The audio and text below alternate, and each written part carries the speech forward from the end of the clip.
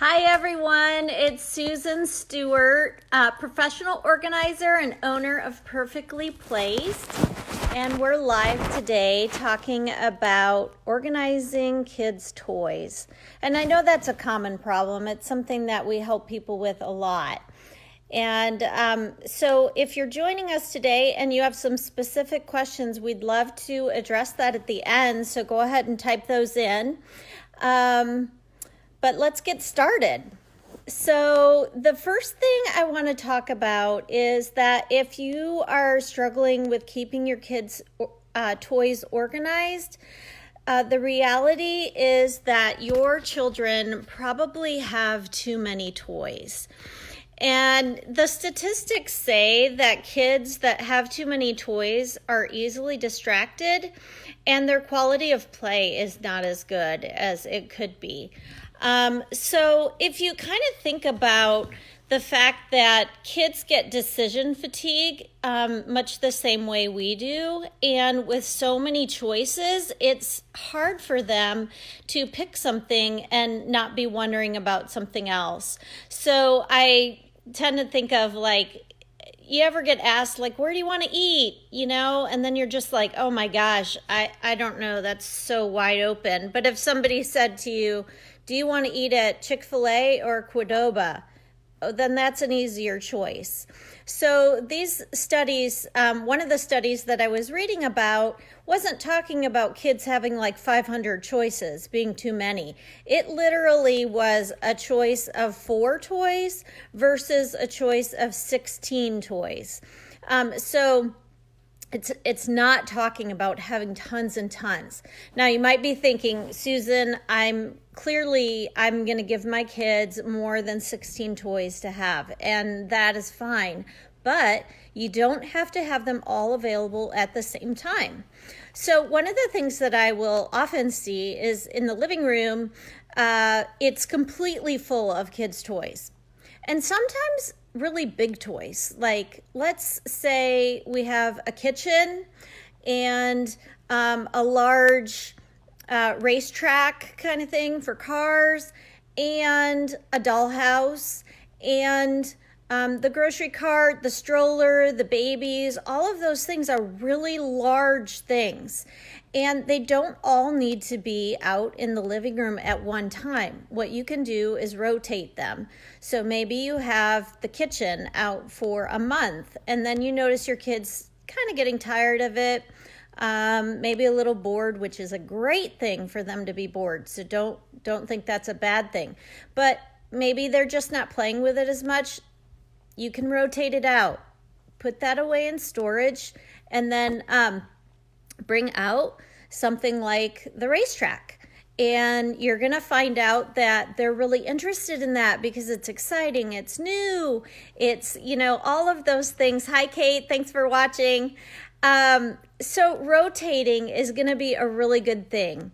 Also, you want to have boundaries. So it's great for kids to have toys, but if we don't create boundaries, how much is enough? How do we know your child doesn't need unlimited amounts of dinosaurs or unlimited amounts of cars or whatever?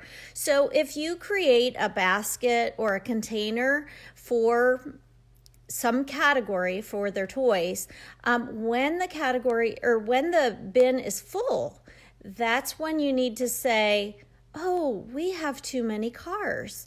Let's see if we can find some that we can give to someone else that doesn't have any cars.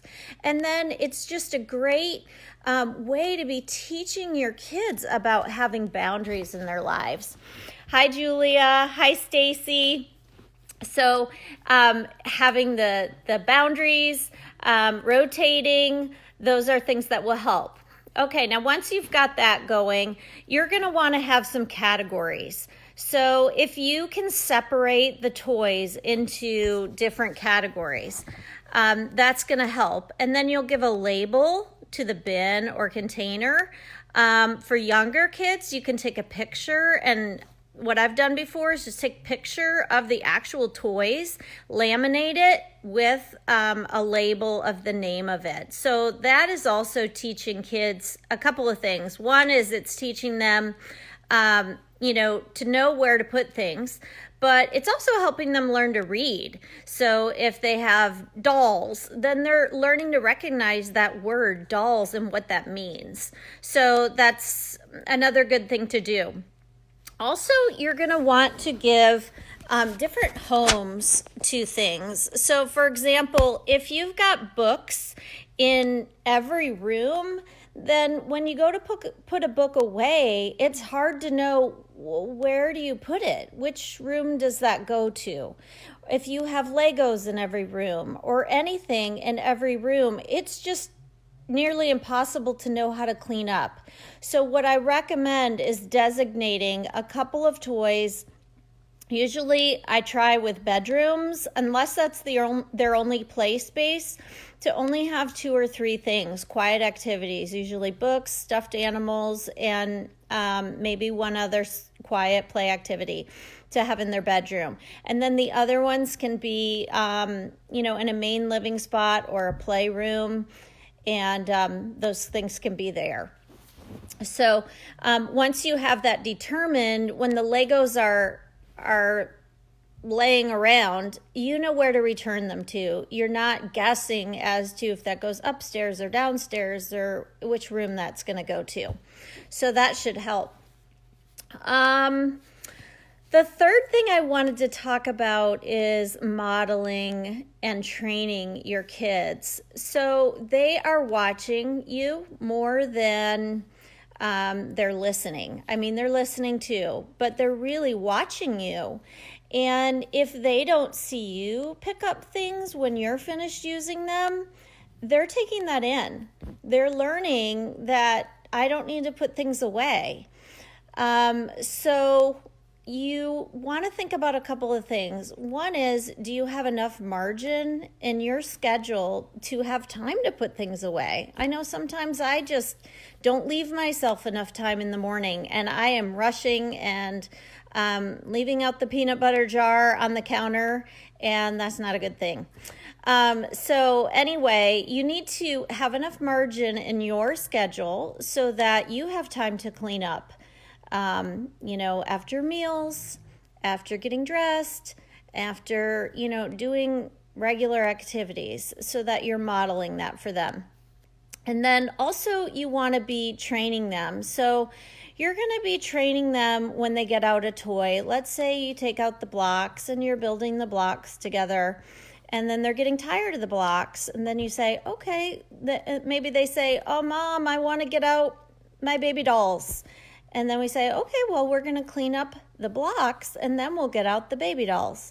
So you're teaching them, you're training them that we clean up before we get something else out. And occasionally it's fine. If you have a child, my daughter was like this, that likes to mix toys together. Sometimes she wanted to play with the Legos and the Barbies at the same time because she was building something for the Legos to sit on or whatever. That's totally fine. But before you switch activities or you go somewhere else, there's a habit of cleaning up. So I have kind of a funny story. When my daughter was about 3, we were reading a Bible story, and it was about when Jesus called the disciples. And the verse went something like, at once they dropped their nets and followed him. And my daughter said, but Mom, they didn't clean up first. And, that's when I knew, okay, I'm getting through to her. She knows that we need to clean up before we go do something else. So those things are really going to help. I hope I've given you some good food for thought.